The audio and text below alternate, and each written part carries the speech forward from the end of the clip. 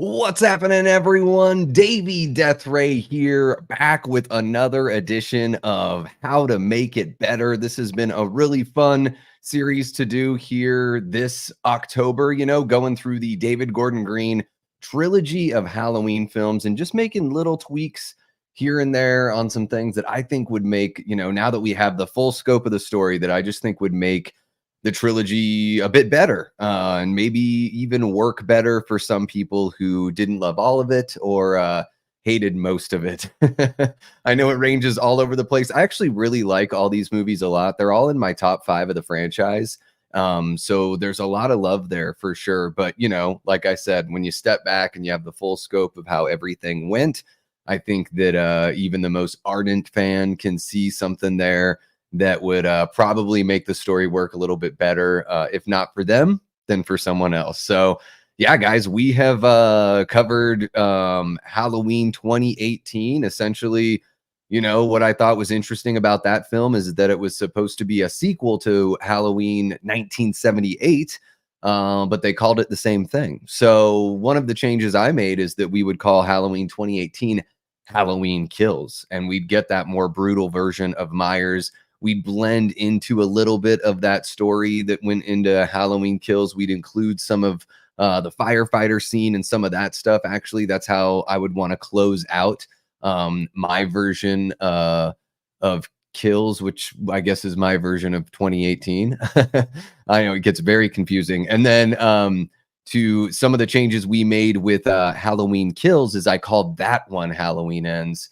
And, pretty much, there's some changes in there. You can go check out that video if you'd like. I did that, live with everyone, just like this one. But the main takeaway from my version of, the third movie, so Halloween 78, my version of Halloween Kills, and then the next one would be called Halloween Ends. Michael would be torn limb from limb by the people of Haddonfield. His mask would be sitting there in the road, and a hand with a ring on the pinky would go and pick up the mask. So that would be our little indicator, that Corey's back, even if we don't know that that's on his hand. We would get that sort of message here in the How to Make Halloween Ends Better, which I'm really excited to get into with you guys. So, another thing too, I guess I should mention for the folks that missed the first two or the previous two episodes, is I would introduce Corey in the first movie of David Gordon Green's trilogy. I would introduce him. Maybe he doesn't need to be in the next chapter, but then you bring him back in this one, and we'll see how that all unfolds. So, really appreciate you guys jumping in and hanging out. I'm going to say hi to everybody here in just a minute, but I do have a question in the poll that says, would you have preferred that Halloween Ends was its own thing outside of the Michael Myers story? And 56% of the 9 votes say no, and 44% say yes. So pretty close there. We're just one vote away from it being a tie, I would imagine, and we'll see how that poll develops as the night goes. So I'm going to have a quick little sip of water, and then we'll say what's up to everyone. All right. Excellent. Hope you guys are having a great Tuesday night. It's a little bit of a happy household here at the Death Ray house. I'm a Yankees fan. Kate is a Dodgers fan, so she's having a great time.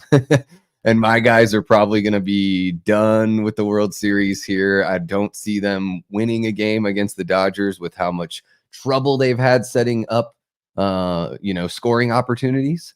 So I'm going to say within the next 2.5, 3 hours, we should have a Dodgers World Series victory here. So yeah, if any of you guys are Dodgers fans or don't like the Yankees like so many people, you'll be very happy. What's happening, Ashton? One of our great channel members. So awesome to see you hanging out with this. We got James hanging out, says Corey lives. Yeah, we'll see about that. Gene Whitacombe, how you doing, Gene? Great to see you. We got Prince hanging out in the chat as well. I did hear that about Terry Garr. She is been cracking me up since I was a kid. So it is sad news. And yeah, it's, 20, 30 years ago, maybe 79 was a little bit different, but yeah, it does seem, relatively young, just with the modern advances in, health and sciences and everything. We got Adrian James hanging out. How you doing, Adrian? I am doing all right. So great to see you. We got our original Death Squad mod, Jamie Hart, kicking it with us as well. How are you doing, Jamie? Great to see you in the chat. Let's see who else we've got here. Dynamite Tiger. What's happening? Dynamite, love seeing you hang out here. We have the best Tigers in the chat. What's happening, Byron? Good to see you as well, sir. Jordan Decker, how you doing? Love that little icon you've got there. Leanna, what's happening, Leanna? So good to see you as well. Heroic Waffles, what's happening, Heroic? Really, really cool to see you jumping on in here. We got Dean Renner, one of our great channel members, as is Leanna, one of our amazing community members here. She gifted about 15, I think it was 15 memberships just the other night. So if you're relatively new to membership, then maybe it was Leanna's gift that got you there. They randomly give out those memberships. So so I have no bearing on how that all goes. Well, cool. We've said hello to everyone. We'll see who else stumbles on into the chat. Hopefully everyone is jumping in on that poll as well. I see 15 votes, 16 votes. There we go. 62% say no. So most of you all are fine with Halloween Ends, being part of the Michael Myers story and not its own thing. I wonder if you would have preferred that Michael was the main killer in it. I am interested to know. There you go, Dynamite, watching both. Perfect. Yeah, I've got it on in the other room. Kate is not home yet, but she'll be home any minute. So I've got it all set up for her so she can tune in as soon as she's settled on in. Yeah, guys, this one is going to be interesting because I really, I really enjoy the story in Halloween Ends. So we're going to talk about some changes I would make, but a lot of this I would sort of keep, for the most part, pretty much in line with what we've got as far as, the non-Michael stuff goes. Because if you guys have seen the previous two episodes, you know that Michael's gone. He's been torn apart. So he didn't get thrown in the, in the metal, what would you even call that thing? The metal grinder? I don't know what the technical name is. The wood chipper for auto parts. So instead of being thrown in there at the end of this movie, at the end of the previous movie, he was just torn to pieces by the people of Haddonfield. So they just cornered him. He got in some good shots here and there, but they cut him and tore him apart. So there's no Michael here, and we are going to be calling this version of the film, because everything's wrapped up essentially with the trilogy with Halloween 78. What I am calling Halloween Kills as the sequel, which incorporates parts of Halloween 2018 and Halloween Kills.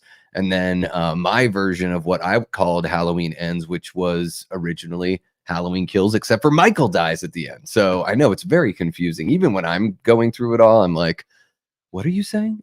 So I am calling this film, it's no longer called Halloween Ends. It's now going to be called Halloween Returns. And I know that there was a script out there years and years ago called Halloween Returns. Maybe there would have to be something to do with the rights if you really wanted to pursue that title. I'm not sure. But I like calling this one Halloween Returns because we get to bring back the Corey Cunningham character. Now, again, if you missed the previous two episodes, you know that Corey makes an appearance in the first of the David Gordon Green movies in my How to Make It Better, universe. So we know Corey as the, one of Allison's study buddy friends, kind of a nerd, quiet kid, picked on by Cameron. Cameron's been, sort of bullying him their whole lives growing up, going through school together. Maybe Corey is like a year younger, or maybe he's even a year older. Who the heck knows? And yeah, essentially he'd be in the National Honor Society with Allison. Cameron wouldn't like the fact that his lady was hanging out with this kid that he's picked on his whole life. And we just sort of plant the seeds there. So we get a little bit of Corey, just not too much.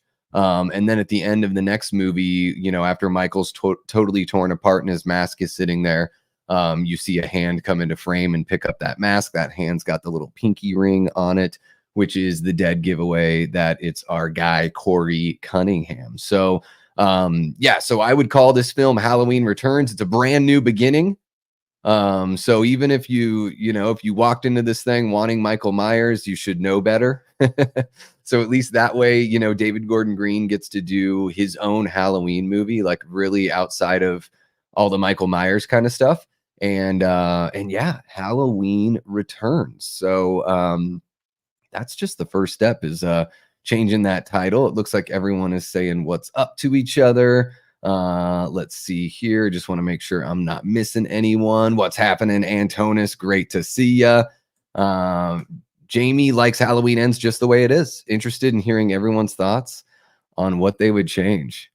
Antonis says he hates it. What do you hate about it, Antonis? I'm curious to know the why. Yeah, if I had say in it, Corey would have survived and taken over, says Ashton. I don't think that's a bad idea. I was, watching it in the theater. I was pretty bummed out that, you know, Corey doesn't end up making it out. Even if they had just shown, like, you show Laurie's house, like after they cart Michael off and the body isn't there laying on the ground anymore, that would have, been interesting on some level. Herbert says, make it make sense, Davey. Well, the great thing about this one is it's not going to include Michael, so I think it's going to make a lot more sense for most folks out there. What if Michael infected Allison with his evil instead of Corey?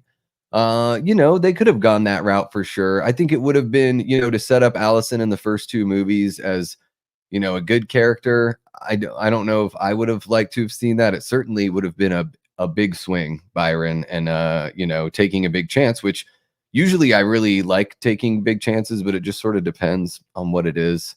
In this instance, I wouldn't like to see Allison be corrupted in that way and actually become a killer. But I hear you. Big fan of Halloween Ends, says Sergio. All right, Sergio. Well, hopefully I don't offend the fans out there of Halloween Ends. Again, all of these movies are in my top 5. I really love Halloween Ends quite a bit. So, but yeah, we're going to change the name. Michael's dead. We're changing the name to Halloween Returns. And another thing we're doing, you guys might remember that I had teased it in the previous episode. Aaron, the podcaster.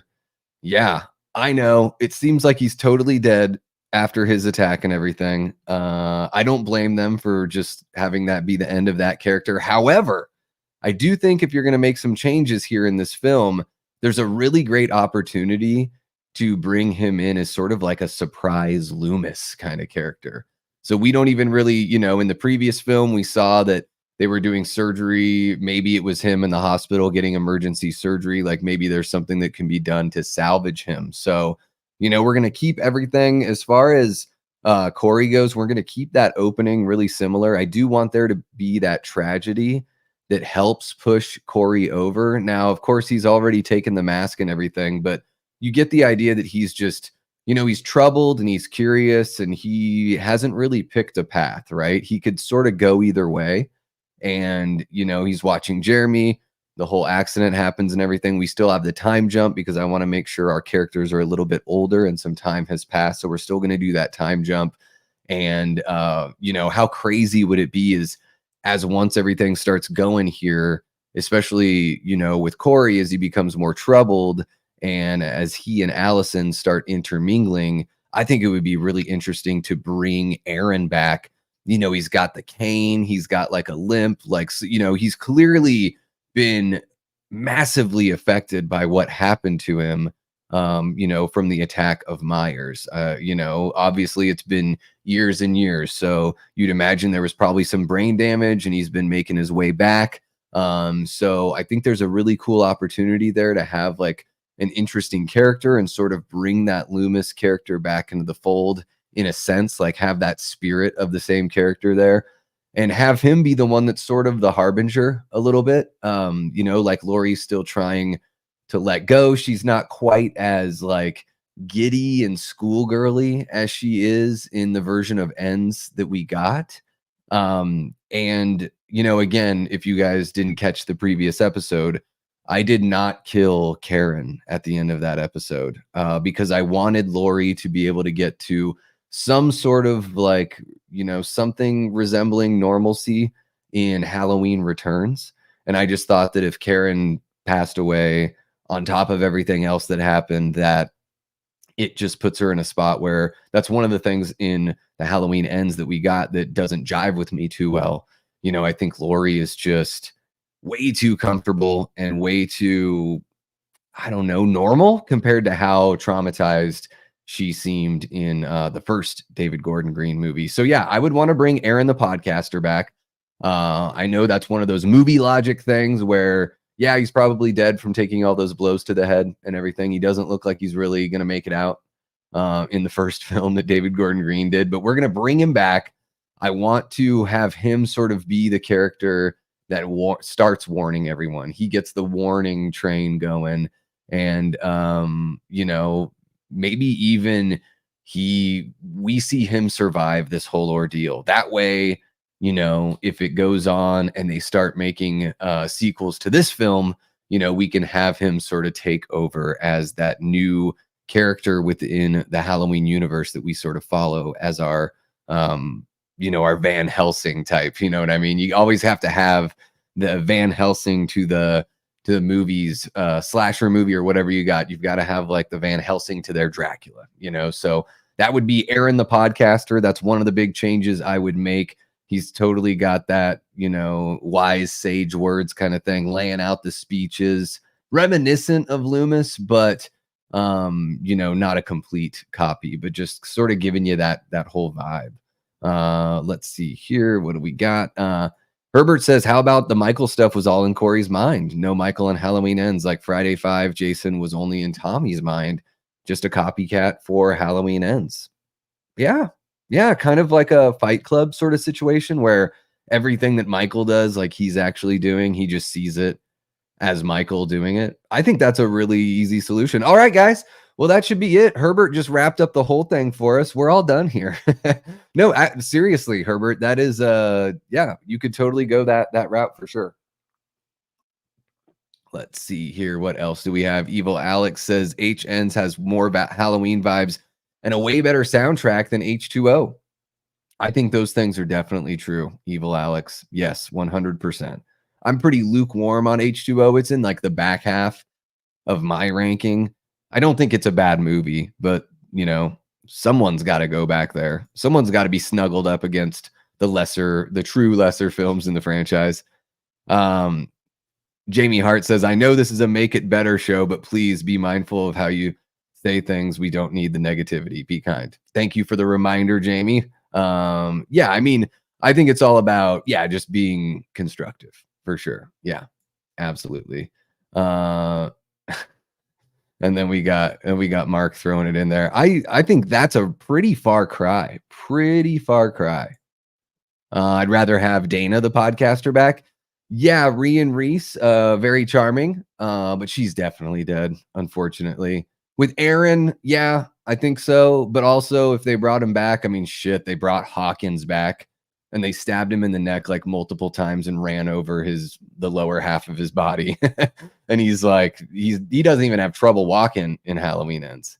Now there are worse films in general. Oh yeah, for sure. Easily. Yeah. I would say if you've never seen a movie worse than Halloween Ends, then you should watch Mystery Science Theater 3000, the TV show, because pretty much all of the movies on there are far worse and far worse than like the most popular bad movies. Like The Room is a pretty bad movie. I've seen worse than The Room for sure. I definitely have. What's happening, Travis, one of our great channel members? I think you were gifted the membership just a few days ago there, Alex. I am doing all right. So great to see you. Of course, Herbert. Yeah, got to give credit where it's due. Absolutely. Halloween Ends is straight fire, says Fachi. How you doing, Matt? So great to see you. One of our amazing mods here, Death Squad mod. Let's see here. Leanna says, I enjoyed the metamorphosis of Corey, but not at the expense of Storm Drain Medicare Michael. Yeah. Yeah, and I think that's why I wanna go with that idea of, like, boom, we got a fresh beginning. We can sort of it's almost like another legacy sequel in a way because you can still have Jamie Lee in here to sort of, like, cast the ship off, right? So Allison and Jamie Lee and, what's her face, who I can never remember, Judy Greer's character, Karen, they can all sort of, like, push off and, we can have, like, the Corey entity or, like, the Corey shape take things on from here and begin a brand new storyline without having to have storm drain Medicare Michael, as Leanna has put it so well. One thing I don't like with the ending is Corey framing Lori for his death. It undercuts her victory a bit. Edit it so Corey stabs himself on the way down the stairs.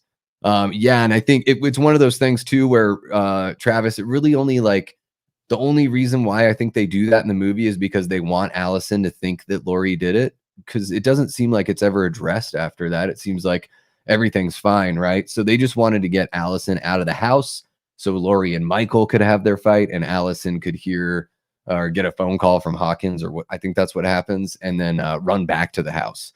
So yeah, I think that's why they ended up doing that. And it's only a frame job that matters for like 15-20 minutes maybe if not if that at all.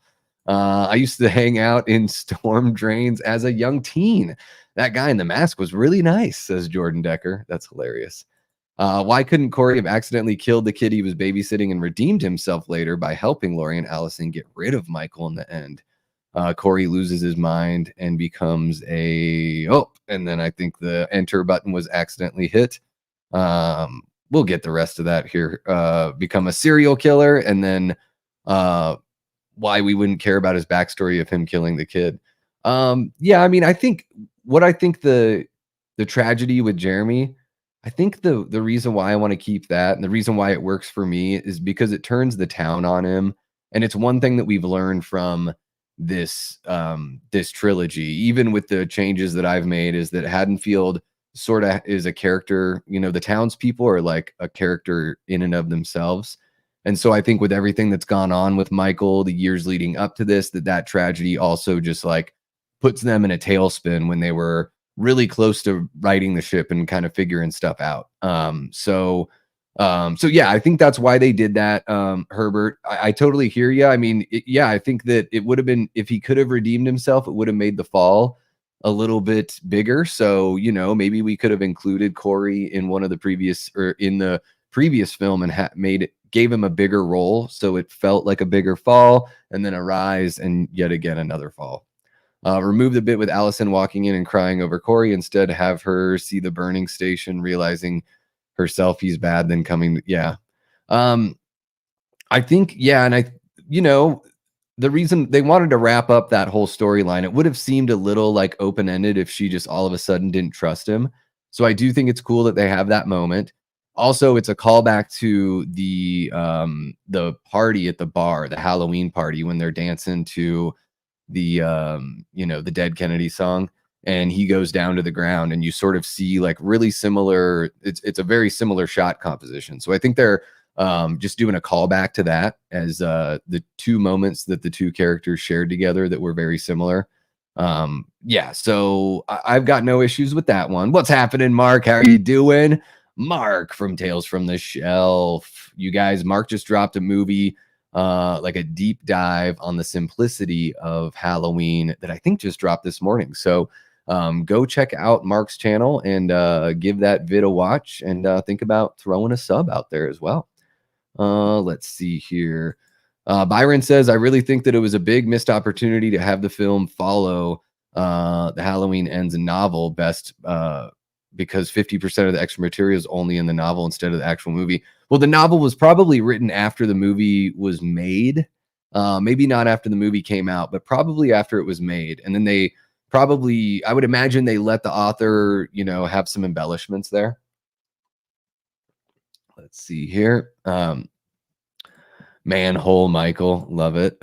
Nick Castle, the Flasher. Yeah, missed opportunity to have Nick Castle play the he could have played the homeless guy that Corey kills by the drain. I kind of like Michael being weak and old and Corey's evil waking him up. Yeah. Yeah, if that works for you, then my changes will probably not be uh up your alley, but I felt like the biggest hurdle that people have with Halloween Ends is the fact that, like, why was Michael in this movie? And if he was in this movie, why didn't he play a bigger role? Yeah, I would have totally been down with him getting more kills. And yeah, I mean, Alex, the story works for me. Like, everything in it works for me. I'm trying to be creative here and think of like a what's a way that, could make it more palatable for like the entire fandom, is sort of like the vibe we're going for here. Let's see here. No worries about the autocorrect, Byron. You know what? The autocorrect, just like death, gets us all, unfortunately. Let's see here. What else do we have for the points that we're gonna make here?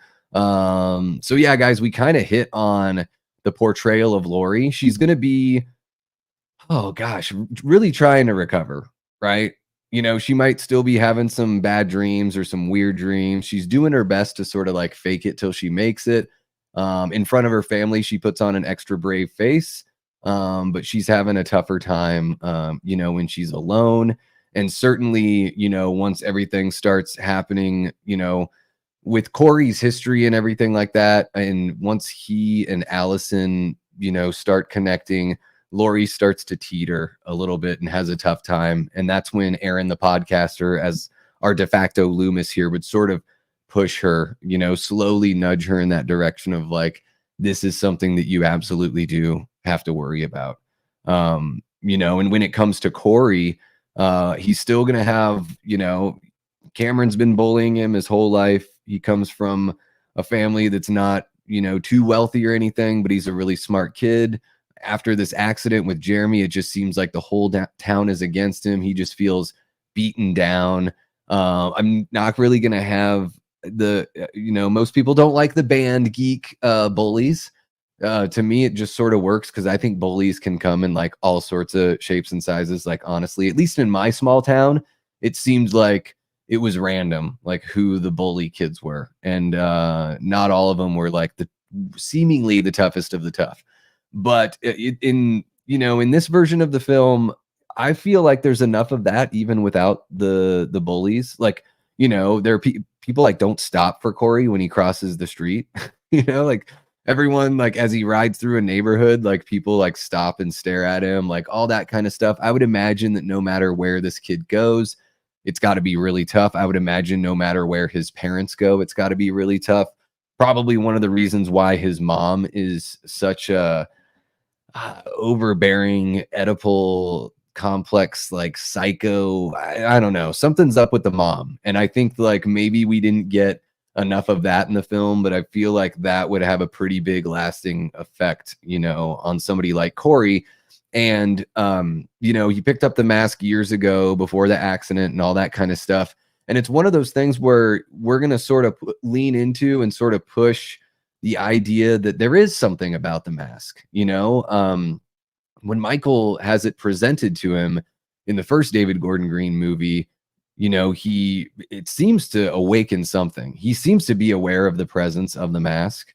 And they didn't really dive too deep into that one, but it also seemed to have some sort of like almost like Samson and his hair, like you cut Samson's hair and he's gonna like lose all his strength and all that stuff. And I feel like with Michael, he feels, whether or not it truly is supernatural, he feels some sort of connection there with the mask. And I want to lean into that, quasi supernatural thing, to where Corey's got this mask, he keeps it hidden, but every now and then he feels like drawn to it. Maybe he's got it like in a drawer, like under his socks or shirts or whatever the hell it is.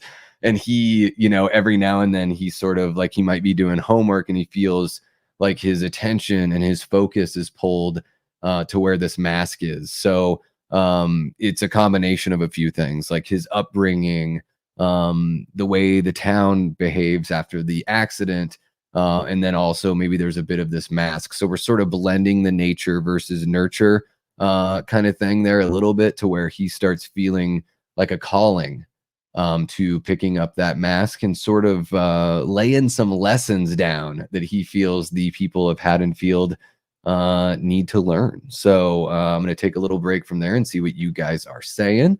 Let's see here. The author of the novel, Paul Brad Logan, also wrote the screenplay for the film. Okay. A lot of the changes to the script happened after the book was finished. Ah, okay.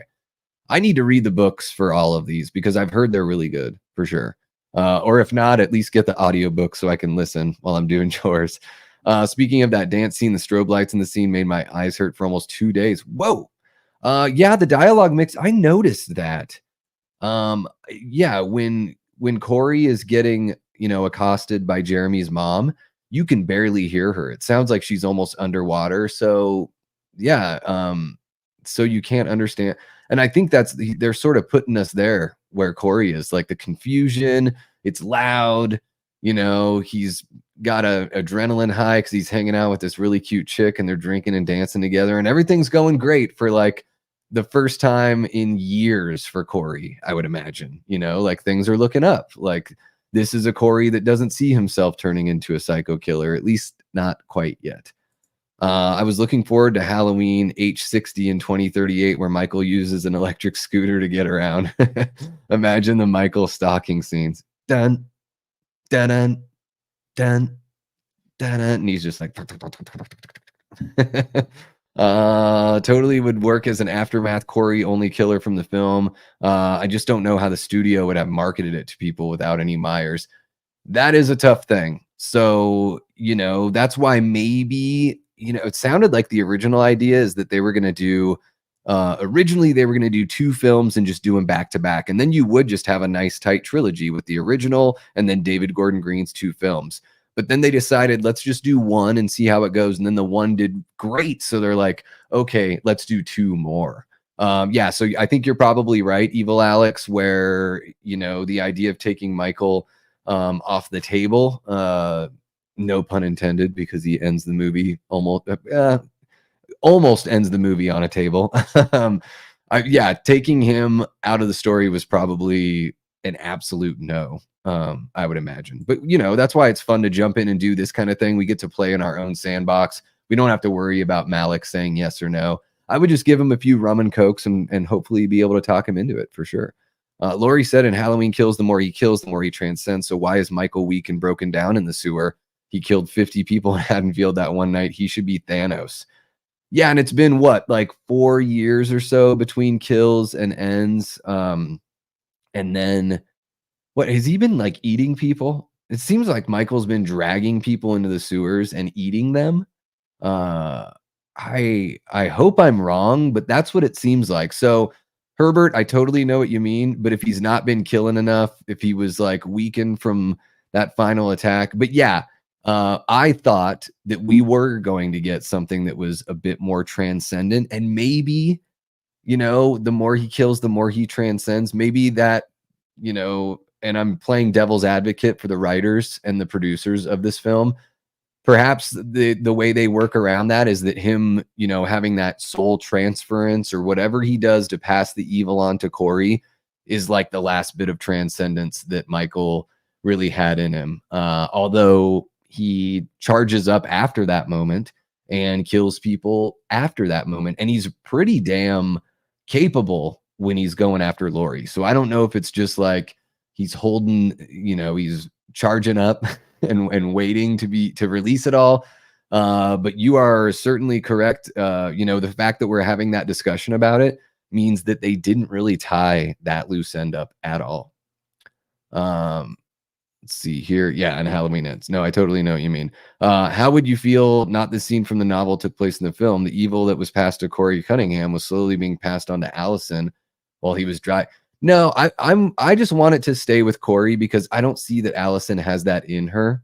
I'm fine with Allison being like in Corey's orbit. So she's in the orbit of the evil thing, but I don't want her evil. I'm not interested in seeing that version of the story. I would be interested in a legacy sequel to Halloween 4 that brings back Danielle Harris and makes her, like she has like the curse of Michael Myers passed on to her.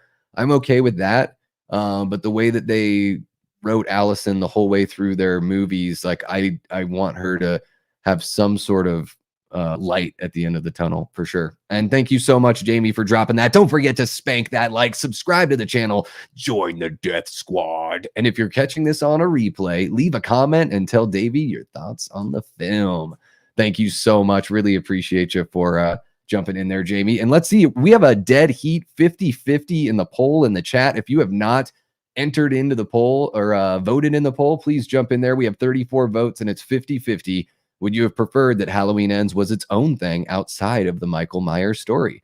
Man, a true coin flip, sort of like this movie's opinion within the fandom, right? It really is kind of a, it's gotten to that point with Halloween fans where you can sort of ask one another that. You can meet a new Halloween fan and be like, so do you like ends or do you hate ends? And it sort of can give you a barometer of whether or not they're like on your wavelength. It's wild like that. I would say probably out of all of the movies in the franchise, Ends is the biggest dividing rod for sure. I mean, of course, there's Rob Zombie's Halloween 2, but I think most people don't like that one. With Ends, it really is like there are people that are passionately in love with it and people that passionately hate it for sure. Haddonfield goes from a small town to being flooded with traffic, having bridges and overpasses and Ends. Yeah, I mean, I've seen small towns that have, bridges and overpasses for sure. Like, I think, the town that I grew up in Alaska has, just 30,000 people. And we've got a big old bridge that goes to this island called Douglas. That's probably, quarter of a mile long, something like that.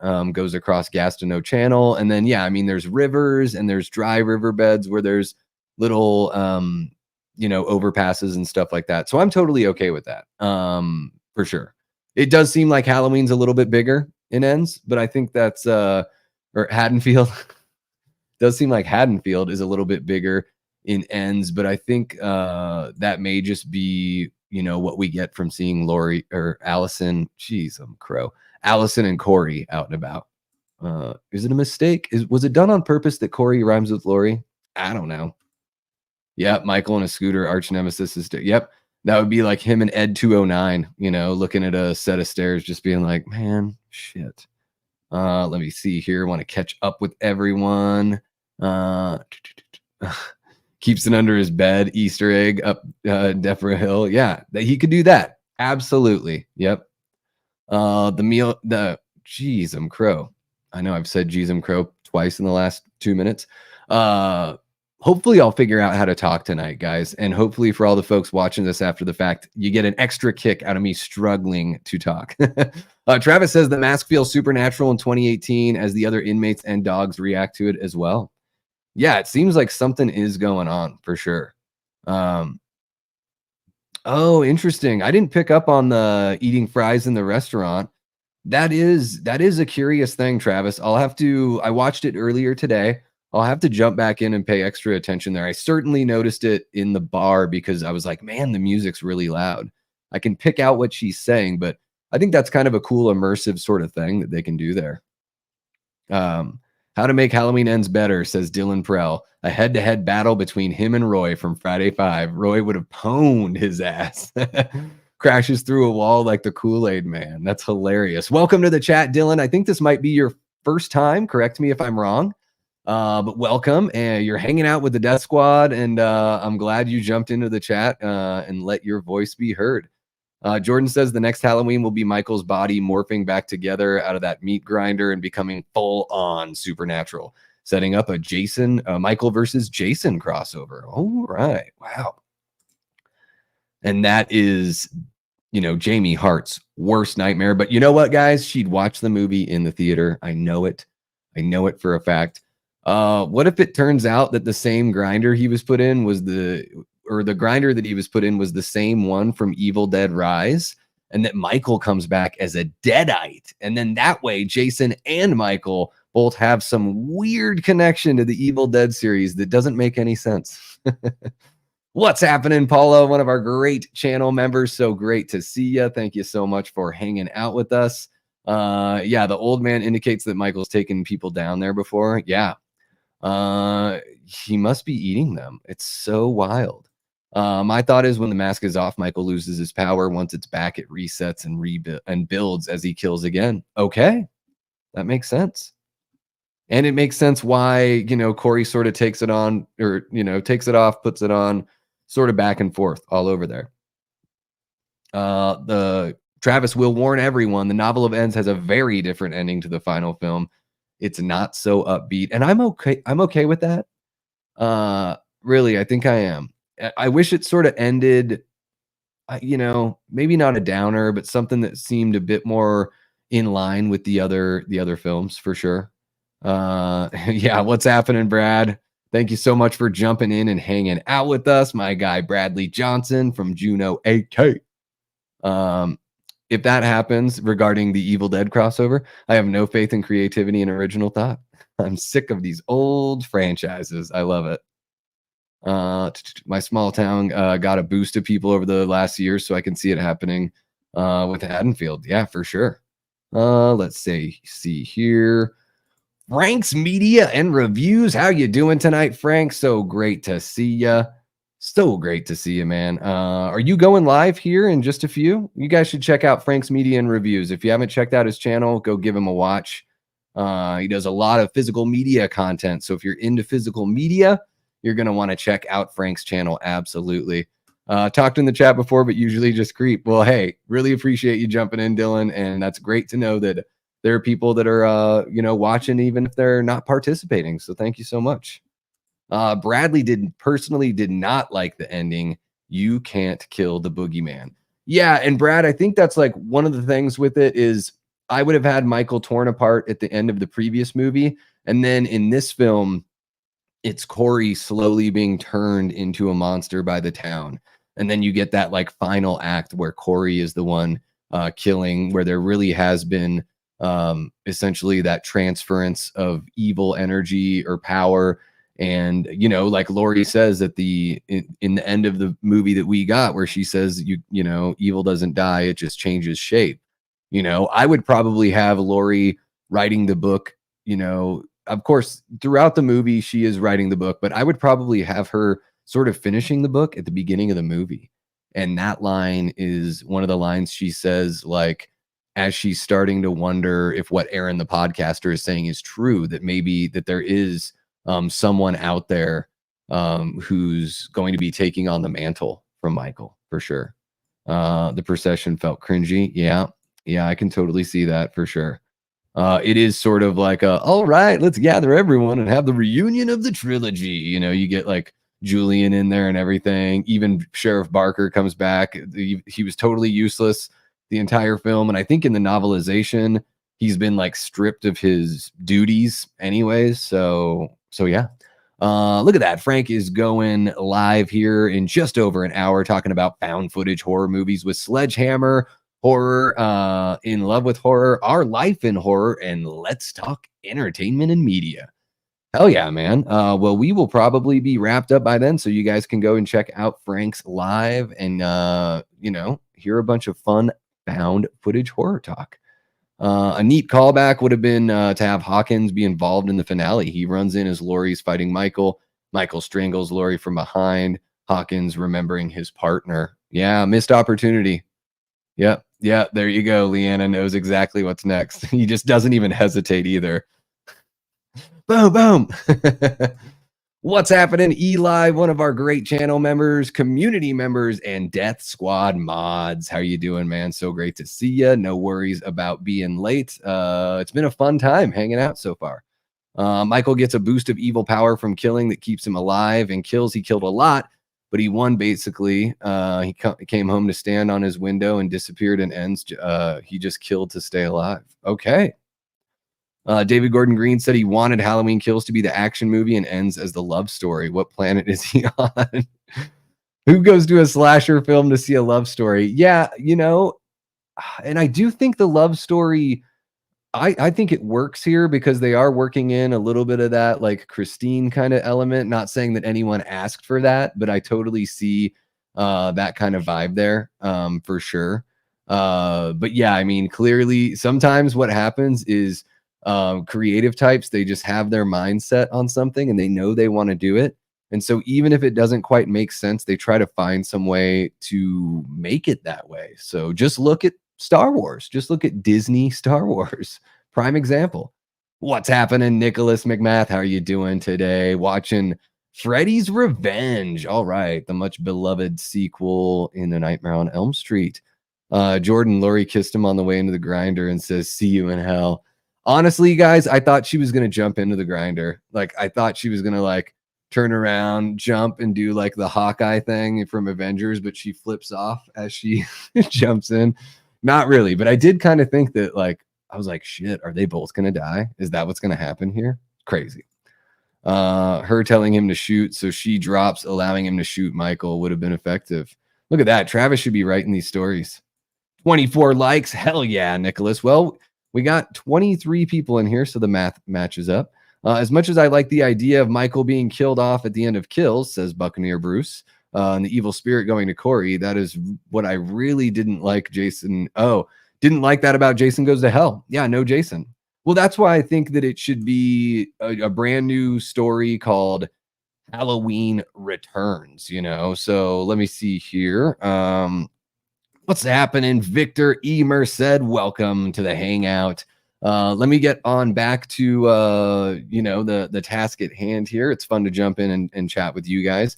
And yeah, let's talk a little Hawkins. So, guys, if you happen to miss the last couple episodes, or if you want a recap, Hawkins was not out with Sartain. He's been the sheriff from the whole beginning of everything here.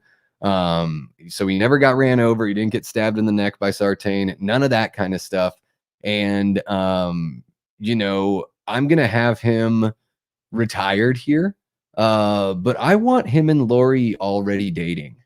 At least at the beginning of it, or something like that. It seems like with them sort of bringing it back to square one with these two and developing both love stories, Hawkins and Lori and Allison and Corey, like simultaneously. I just think it's a bit like too many things kind of going on at once. I'd rather this focus of the story be on Allison and Corey, and have Lori and Hawkins sort of they're in the middle of their courtship. Like, things are going well. He's retired. They're making their plans to go see the cherry blossom. It's my favorite thing. It's my favorite thing to say ever.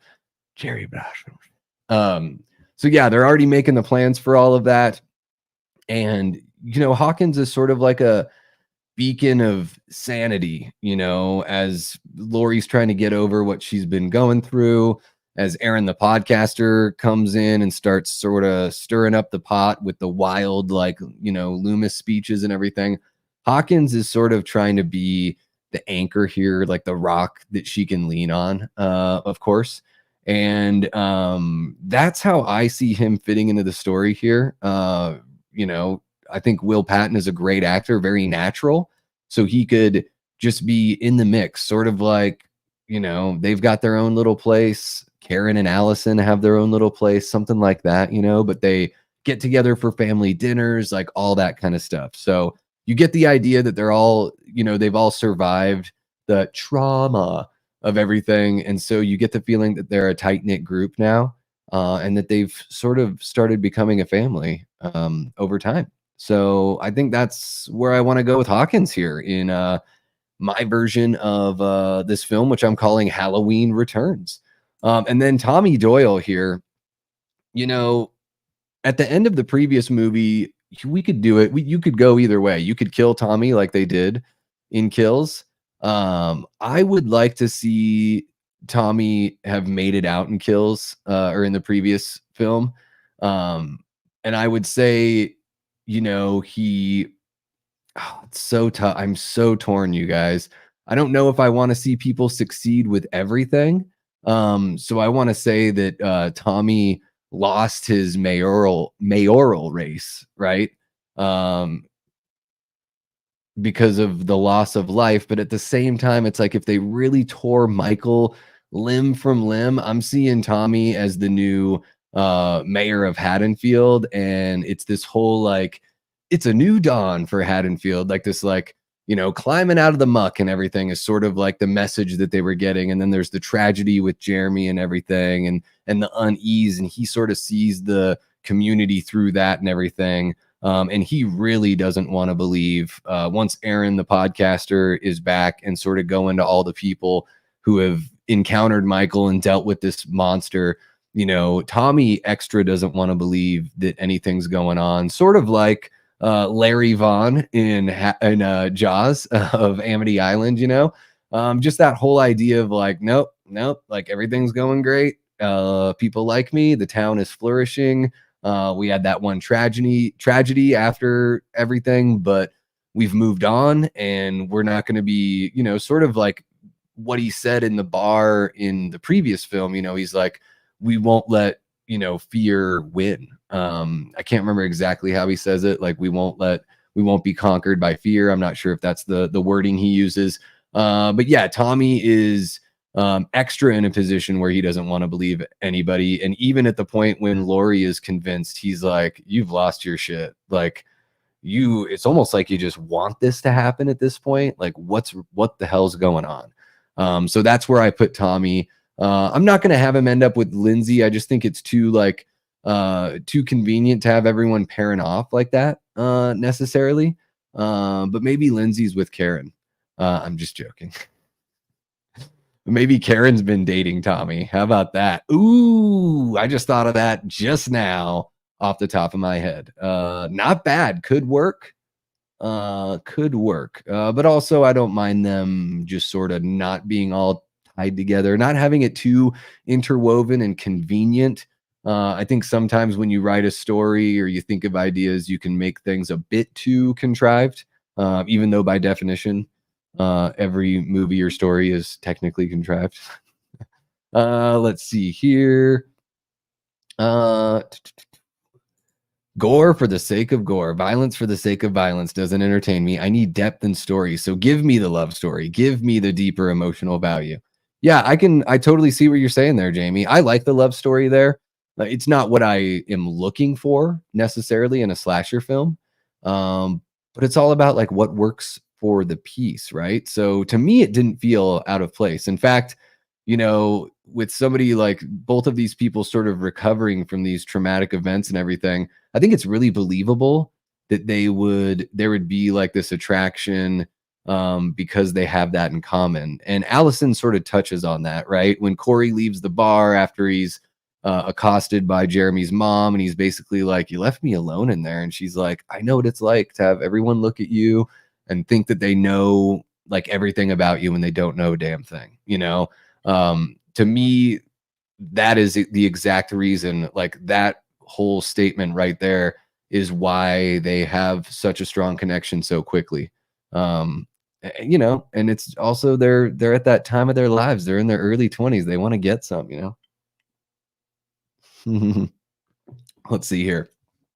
Evil Alex says, you can tell all sorts of stories in slashers. Some of the Nightmare and Freddy had love stories. H2O had even a little one with Laurie's son and his girlfriend, and Laurie and her man. Yeah, for sure.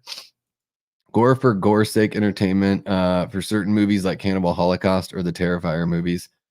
Yeah, and Cannibal Holocaust, it's a whole different animal. But yeah, I mean, as long as you know what you're getting into. Yep. Give me the beef. I want meat. Let's see here. There you go. Leanna loves a good love story. Hell yeah. Michael and Corey as the tag team serial killers was ridiculous as Ben Willis and his son Will. Yeah, I would say Ends is like, there you go. I doubt that, I think it was Mark Houston. I doubt he's still in the chat from earlier because he was really down on Ends. But there you go. I still know what you did last summer. I think it's easy to say that that's a worse movie than Halloween Ends. I'm not saying it's shit. But I'm saying I think it's worse. Let's see here. A headboard rocking would have been better way to end Ends. Laurie and Frank making sweet, sweet love. Cherry blossoms, cherry blossoms, cherry blossoms. Dean's got to head to work. Well, thank you so much for kicking it with us for a little bit, Dean. And yeah, I hope you enjoy the replay.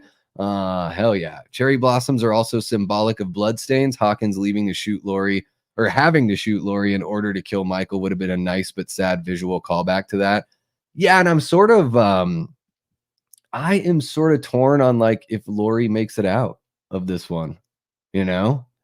I feel like there's got to be some sort of finality so that where you can close the book on Jamie Lee Curtis coming back. Although I guess they did that without her dying in the version of ends that David Gordon Green did. So, you know, who knows? Who knows? What's happening, Sam? Great to see you. Everybody, you can check out Sam on Frank's Media and Reviews here in just under an hour. She's going to be live. So check it out. Yeah, it does mess you up for sure. And even if you try to hide from it, it'll find you for sure. It will. Tommy Doyle is Mayor Goldie Wilson from Back to the Future. I'm gonna be mayor. Hawkins could have just taken Lori to Washington, D.C. to see some cherry blossoms. There you go. Wouldn't have to learn Japanese. Exactly. Or you could go to the Pacific Northwest. They've got them in Seattle and Portland. So there you go. Yep. Pick your side of the country and go check out those cherry blossoms. We got 30 likes. Hell yeah. Boom. I miss Karen with the gotcha line on Michael at the end of 2018 and Halloween Kills. Yeah.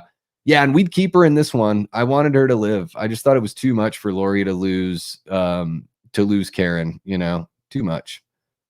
Is Corey its own shape in this, or Michael masks take him over in your story, make him the shape? So yeah, we kind of touched on that a little bit there, Alex. It's a combination of the nature versus nurture. It's like he grew up in a home with a clearly an overbearing mom that blurs some lines there as far as like odd forms of emotional abuse, and slaps him then kisses him on the lips. This is like a 21-year-old kid. I think that's kind of weird. Kind of odd behavior. And then, of course, people bullying him throughout his whole entire life. And then, yeah, he picks up that mask at the end of the previous movie. He has it in his bedroom, and he sort of feels this like beckoning. So it's 100% the Michael mask that he puts on. So we still get that really cool, like, I think Corey looks awesome as Michael in this movie. Like, once he puts on the outfit and everything, like, to me, that feels like Michael, when he's killing the kids in the junkyard and then killing the DJ and all that stuff. I think that he's got a really good look. There's even that one shot before he does like the head stomp, I think, where he looks so much like Dick Warlock's Michael with like the popped collar and everything. It looks so much like Michael from Halloween 2. It's crazy. Absolutely crazy. There you go. Jordan Hawkins wants the fresher sushi. The mask can't be the anchor. It was stolen from a store randomly. I can't get behind the magic mask. What if it was a silver shamrock mask, Leanna? What about? He did in the David Gordon Green version, Paula, but I kept him alive in ours. I'm keeping him alive. But in my version of ends, which is what David Gordon Green called kills, Michael still kills tons of people from the town, but they also literally pull him apart. Let's see here. Hawkins and Allison showing up at the same time with the police. Hawkins saying something like, "It's here." Allison shoots Michael in the eyes. All right, good callback to H2. He stumbles out of the house as all the cops face him.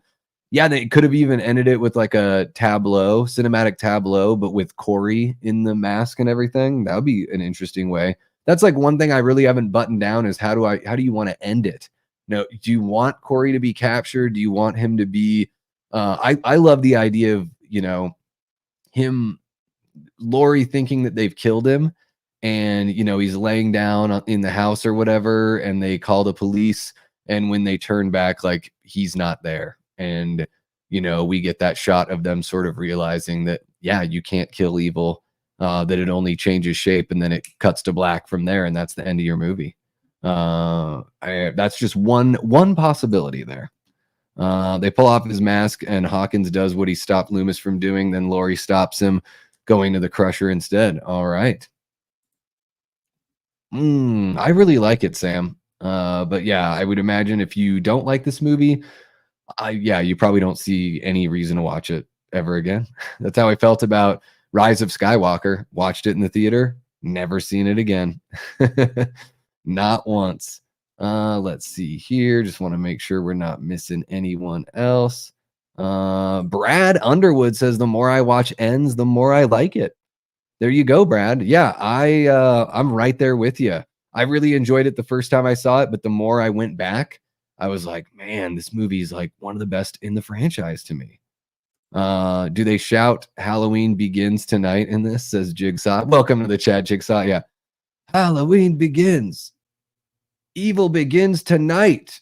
That's what they should say for Corey. Yeah, Corey has to live. They went too far into Christine when they didn't have to. Yeah, for sure. Yeah, you gotta let Corey live and then just think that like this is the new Michael Myers moving forward. You know, we've passed the baton on and there's something supernatural going on, but he's still also a man. That's what I like about Michael. I like that he's supernatural and a man at the same time, and that those lines, you know, kind of skates in and out of like the which part's a man, which part's supernatural. I love that about Michael for sure. You know, and here we've talked about Allison a little bit, but I really like everything here with Allison. You know, she's working as a nurse, she's trying to move on with her life. She meets this kid that's been through something, you know, kind of the other side of the coin than what she's been through, and they have that connection. And you know, just like the version, just like the film that we got in Ends, you know, she doesn't want to believe that Corey is up to no good until it's pretty much too late. So yeah, you know, I see this movie with you know, I see this movie ending with Corey essentially having escaped. And I don't even think we need to explain it, right? I do like the idea that like maybe everyone from the Strode family just like gets the hell out of town finally. I think that is like one thing that fans have always wondered. You know, you got to find some way to get them out of the story if you don't kill all of them. You know, maybe Karen dies in this one instead of dying in the previous film, excuse me. You know, we have Karen gets offed, Laurie and Hawkins move. Maybe they do move to the DC area or whatever, that wherever they can enjoy those cherry blossoms. Or if they want the sushi, like Leanna said, they go on out to the Oregon coast or something, and they can have the cherry blossoms and the sushi out there. It would be fun. It would be. It's lovely out there on the Oregon coast. If you've never been, I highly recommend it. And then yeah, we can have Allison takes Corey's motorcycle and gets the hell out of town. You know, something like that. And we sort of leave with this what happens next kind of question, you know, which I think would be a fitting way for David Gordon Green to wrap up his 3 movies, but essentially the fourth part, the part that would set a brand new franchise in motion. And then, you know, you'd basically just have your boogeyman that never dies because you can't kill the boogeyman.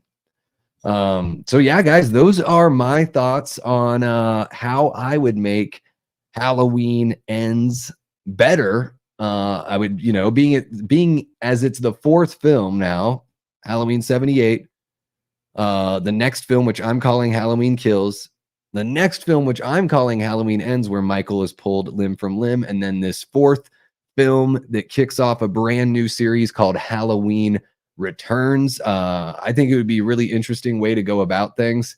But as we've talked about here in the chat, producers probably would never let something like that happen, which is why I'm guessing we got, you know, what we ended up getting for sure. But never fear, folks. Michael is going to come back in some way. So, you know, even if like I would have been totally fine with Corey taking on the mantle and just being that guy and having, you know, Michael Myers is an alliterative name. Corey Cunningham is an alliterative name. Not that that really means anything, but it's just memorable.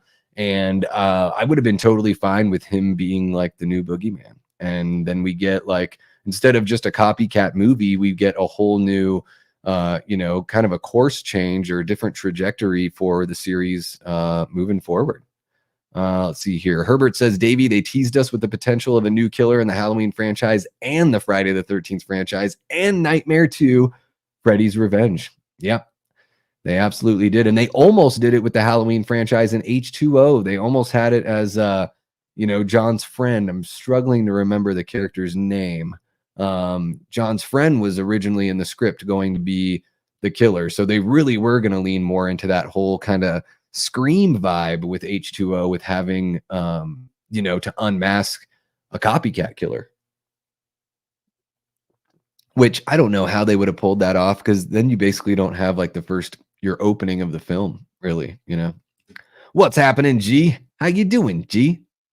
Thank you so much for joining us. I feel like maybe you've been in here before, but if not, welcome. You're hanging out with the Death Squad.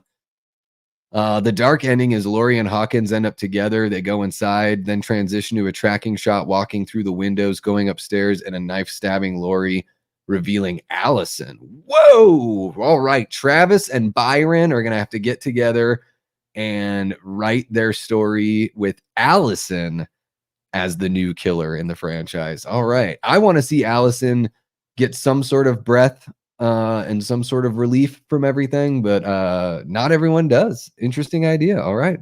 There should have been a quick scene at the end of the film that shows Haddonfield from afar at night. Then it slowly zooms out and you see Corey from behind standing there overlooking the town. All right. Not so bad. Setting him up as the new shape. Yeah. Yeah, I think they could have even done that, Jordan. Just after the funeral procession, you cut back to Laurie's house and Corey's body isn't there. And then you get the breathing shots of everywhere else in town.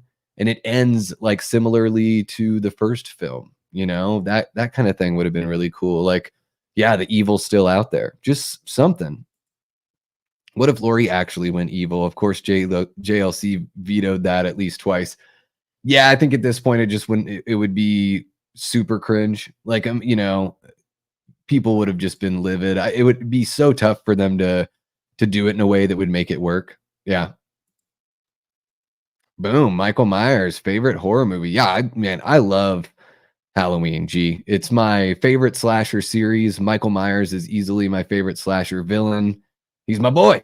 Love him to death. That's why we're doing this. And then, yeah, guys, I mean, this wraps up this whole idea. I think last week, Chester Franklin Jr. had suggested doing Halloween 4, 5, and 6, like doing a How to Make It Better on that Thorn trilogy. And that would be kind of interesting. I think T. Parker Evans had recommended the latest Scream movies. I can talk, I promise. So doing Scream 5 and Scream 6, how to make them better. I'm pretty interested in that one because I'm very lukewarm on those movies, for sure. Rob says, I don't mind the idea of evil transferring into somebody else. The ending of Halloween 4 is great. I just don't want to see a person killing that isn't Michael. Gotcha. But if you end up making Corey, for all intents and purposes, if you make him just like Michael, I think it does work. But I think the way that they went about it, Rob, I think having Michael in there and having them share that screen time and all that stuff, there's plenty moments in there that the people that don't like this film can pick apart, whether it's Michael getting beaten up by a kid that gets beaten up by band geeks, or if it's the WWF style fight that they have, being partners in crime, like all that kind of stuff that people sort of pick apart. I think if you remove Michael and you just have that transference of, the evil in a different way, then I think it works. But as Leanna said earlier, she doesn't like the magic mask. But we could make the mask a silver shamrock mask. Travis says, one motif I wish it had continued was the zoom on the knife to end each film. They cut it from Kills, but having it at least end the trilogy would have been fitting. Yep. Yeah, because it's the way that they end. Isn't it the way they end the extended cut of Kills ends on the knife, I think. And then I would have ended it on a similar shot, like a zoom in of the hand grabbing the mask at the end of the previous film. And then the ending of this film, I suppose you could do something similar, or you could do that whole thing with like the breathing and showing different areas of Haddonfield. Or it could have been, a still shot zoom in of Corey, creeping out, in silhouette looking down on Haddonfield. Could do it. I guess they really didn't have the license to change the franchise trajectory, so Corey had to die. Yeah. I figure that must have been it, Leanna, that, they knew at some point they wanted to bring Michael back anyways. I mean, let's face it, we're going to get a Michael movie probably in 4 years on the 50th anniversary, I would imagine, or at least some sort of announcement around that time. Leanna says, go back to 1978, do a full flashback of an alternate night without the sister story, make it a limited series. All right. Yeah, and they could have even spent more time with the flashback in this trilogy and added to the body count even more on the night of. So that way it's sort of, because a big complaint that people have about 2018 is they're like, not that many people died, so what's with the trauma? Like, if everyone from the original Halloween 2 had died, then we can understand the trauma, but why, it's like a third of the people passed away, or maybe it's like a quarter, because he gets a little nuts in Halloween 2 there. What's happening, Wade effin Wilson? How you doing? Our brother from across the pond. Hope all is well with you and yours, sir. We're just wrapping up over here. Herbert says it's always I've always loved the reverse off topic. Most slasher franchises have the same killer and a different final girl in every movie, but Scream has the same final girl and a different killer in every movie. Yeah, they sort of do the flip-flop there for sure. After Hawkins leaves the vegetables on Laurie's porch, they talk only to turn around, revealing the veggies have vanished, cutting to location shots and the sounds of veggies breathing. That's great. I love it. Halloween Lens, Michael's a banker. Halloween Sends, Michael's a delivery guy. Ooh, Amazon. Halloween Men's, Michael's a doctor. Halloween Ben's, Michael is a contortionist. That's pretty good. Yep, the 9 to 5 soul crushing job trilogy. That is hilarious. Halloween Goes to Hell with the worm that will turn you into Michael. Halloween Sings, Michael sings tonight. Michael sings tonight. I actually like the idea of a timeline where Michael's mask is a one-of-a-kind silver shamrock, says Jordan Decker. Could make the franchise go on by allowing others besides him to be the shape. Yeah, and the only pushback on that I've heard, because I really like the idea of the mask being silver shamrock, is that the mask when he's 6 years old isn't silver shamrock, or at least we don't know that it is, but maybe it was. Who knows? What's happening, Adam? So great to see you jumping back into the chat. Saw you hanging out with Fachi and I last night during a start bench cut. So great to see you jumping back in, man. Yeah, we are wrapping up here. But if you want to scrub it on back and check out the changes that I would make to David Gordon Green's final film in the Halloween franchise, I would have called it Halloween Ends. It would have been a whole launching point for the Corey Cunningham character. Michael would have been torn limb from limb in the previous film, and that's all I'll spoil right now, but you can scrub on back. And yeah, guys, I think that is pretty much all I've got for you. Unless you guys have something else, I suppose I'll go watch my beloved Yankees get their butts kicked in the World Series. I don't even know what the score is, but I'd imagine it's probably like 4-0 Dodgers at this point. Yeah. But this has been great.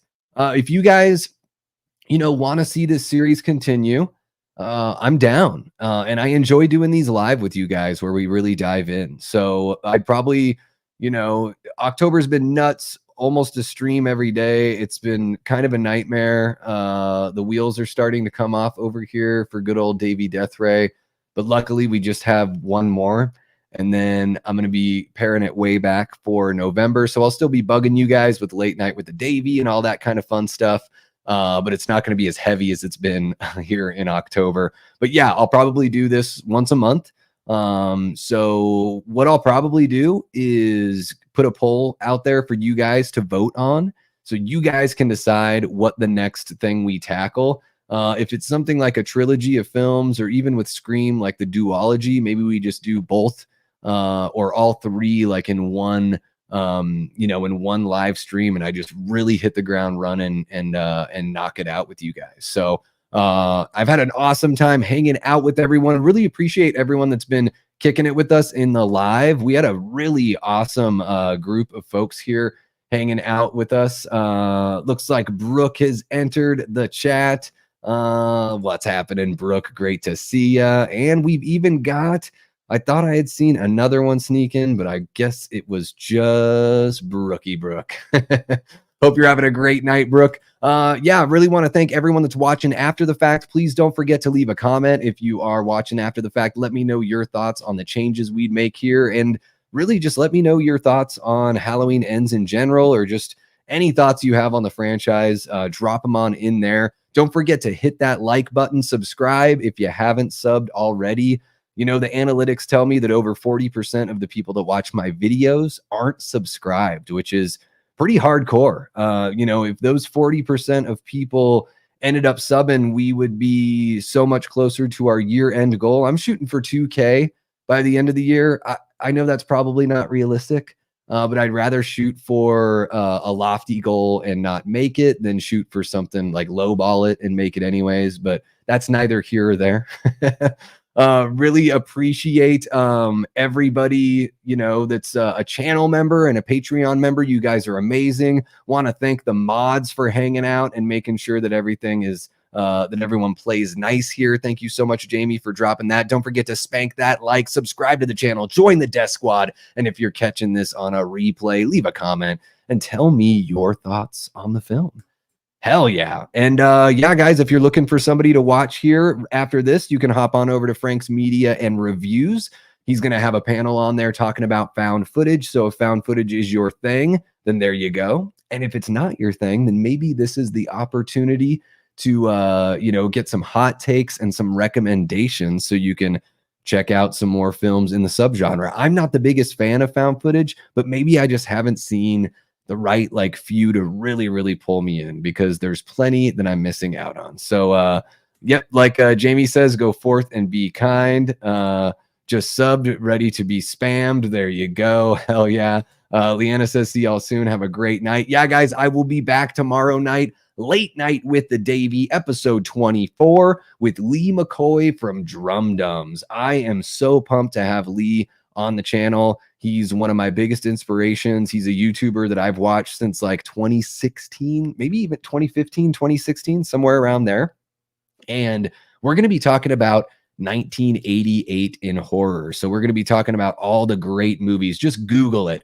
Google 1988 horror movies. It's bonkers, you guys. There's The Blob, Child's Play, Halloween 4, Return of Michael Myers. I know I'm blanking on like a ton of other movies because I'm not looking at the list right now, but it's a really damn impressive list. So I'm really excited to have that discussion. I think that's the way we're going to move with Late Night with the Davey. Like moving forward is we're going to pick a topic of discussion. That way I can sort of have that chat, that introductory chat, kind of like a bit of an interview with the guest where we get to know them a little bit. We talk about what they do, and then we jump into just like an open discussion and have that discussion with you guys in the chat as well, so you all can get involved. And what I'll do, guys, is I'm going to share the link so you can set the notification for the episode of Late Night with the Davey tomorrow with Drum Dums. And if you want me to ask Lee a question, drop a question in the comment on that, you know, drop a comment on the link that I share, and I'll make sure to shout you out, and we'll do a little Q&A with, you know, with Lee. So that should be pretty damn fun. There you go. Yankees are winning. Wow. Not going to go out without a fight. Okay. And thank you so much, Jamie. You're amazing. Don't forget the poll. All right. 52 votes. Would you have preferred that Halloween ends? Come on, YouTube scrollage. Let's go. I thought I had ended the poll. Did it just close? What happened with the poll, everyone? Can you guys see it? I can't see it. I don't know. Let's see. Have to reload. There we go. Would you have preferred that Halloween Ends was its own thing outside of the Michael Myers story? 57% of the 52 voters said yes, and 42% said no. All right, that's pretty close. I am surprised that there's that much support for on the no side, that people are pleased enough with how it went. So boom. All right, there it is, guys. I'm gonna go. Jeez, if could I just learn how to talk once tonight? Once tonight. This is what happens when I drink too much coffee and don't eat enough throughout the day. I turn into a total mess. Really appreciate you all for kicking it with me. You guys are great. You guys fuel everything we do here at the channel. We got one more stream here for the month of October. We'll be going live tomorrow night at 10 p.m. Eastern for Late Night with the Davey with Lee from Drum Dums. Oh my gosh, what an incredible stream this one has been with you guys. Appreciate you all so much. I hope you have an excellent rest of your night. And until next time, I've been and will continue being Davey Death Ray. Take care.